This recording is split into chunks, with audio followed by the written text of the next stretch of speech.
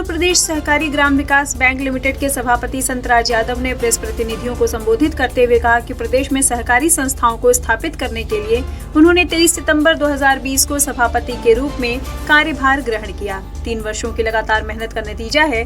जो बैंक लगातार घाटे में थे, 2022-2023 में 100 करोड़ रुपए के लाभ की स्थिति में है। केंद्र सरकार के सहकारिता मंत्री अमित शाह की प्रेरणा तथा प्रदेश के सहकारिता मंत्री JPS राठौर के नेतृत्व में 1 सितंबर 2023 से 30 सितंबर 2023 तक BPAC समितियों में सदस्यता अभियान चलाया गया। मात्र 1 माह में प्रदेश में लगभग 27 लाख सदस्य बनाकर लगभग 65 करोड़ रुपए की अंश पूंजी एकत्र कर ली गई। अभियान में गोरखपुर और आजमगढ़ मंडलों ने विशेष योगदान दिया। सदस्यता अभियान के चलते बंद पड़ी समितियां चलने लगेंगी। केंद्र की सहकार समृद्धि योजना के तहत सहकारी समितियां common service centre, Jan Aushadhi केंद्र और पेट्रोल पंप आदि का संचालन कर सकेंगी। सहकारी समितियों के सदस्यों को कम ब्याज दर पर अल्पकालीन ऋण दिया जा रहा है। सहकारी संस्थाओं को पारदर्शी बनाए जाने के उद्देश्य से संस्थाओं के क्रियाकलापों का कंप्यूटरीकरण होगा। केंद्र सरकार के सहकारिता मंत्रालय की ओर से एक संपूर्ण परियोजना का क्रियान्वयन शुरू हुआ। इसके लिए केंद्र सरकार 220 करोड़ रुपए में से 158 करोड़ रुपए का बजट आवंटित कर दी है। शेष अंश राज्य सरकार और बैंक वहन करेंगे।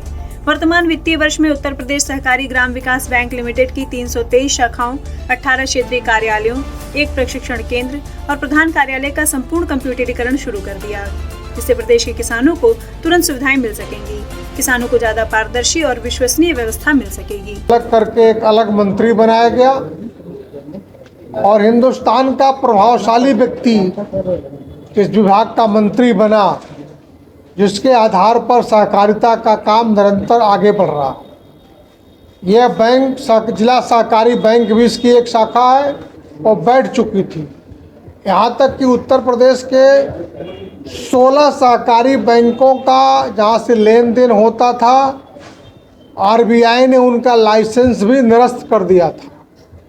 लेकिन अमित शाह जी और उत्तर प्रदेश के सहकारिता मंत्री जी JPS राठौर जी के नेतृत्व में काम हुआ और सभी बैंकों के लाइसेंस वापस किए गए और अब मैं कह सकता हूं कि जिला सहकारी बैंक से लेन देन भरपूर मात्रा में हो रहा। और बैंक को सुदृढ़ करने के लिए सहकारिता विभाग के हमारे नेताओं ने निर्णय लिया कि हम BPAC समितियों, जो निचली जो समितियां हैं, उस पर हम सदस्यता चलाएंगे। और हमने तय किया कि 1 सितंबर से लेकर 30 सितंबर तक सहकारी समितियों में सदस्य बनाए जाएं।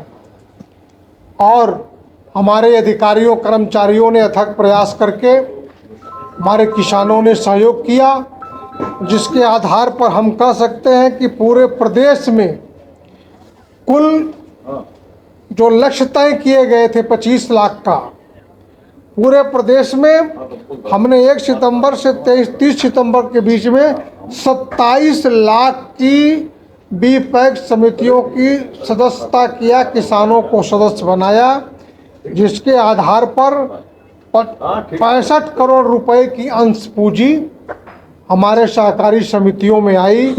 इसके आधार पर जिला सहकारी बैंकों का कार्य और आगे बढ़ा और जो सहकारी समितियां बंद थी उनको हम बहुउद्देशीय बनाने का काम करने जा रहे हैं।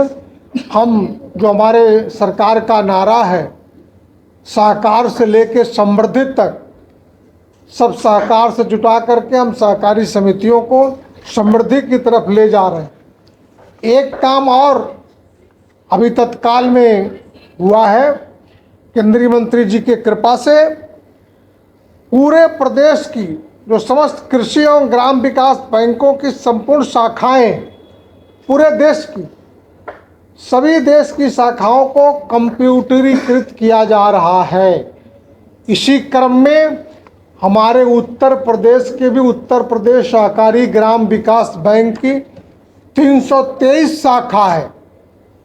323 शाखाओं को हम कंप्यूटरीकृत कर रहे हैं।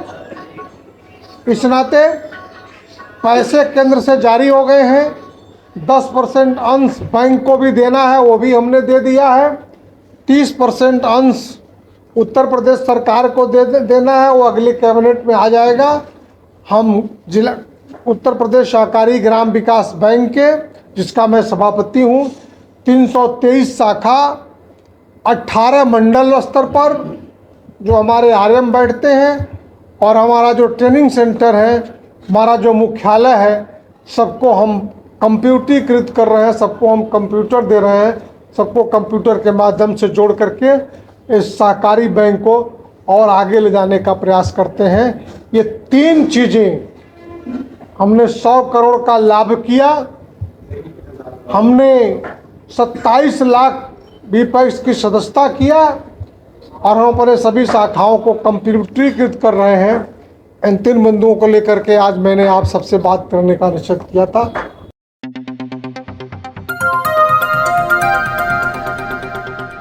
बजाओ जरा झूम के बजाओ, बजाओ बजाओ जरा झूम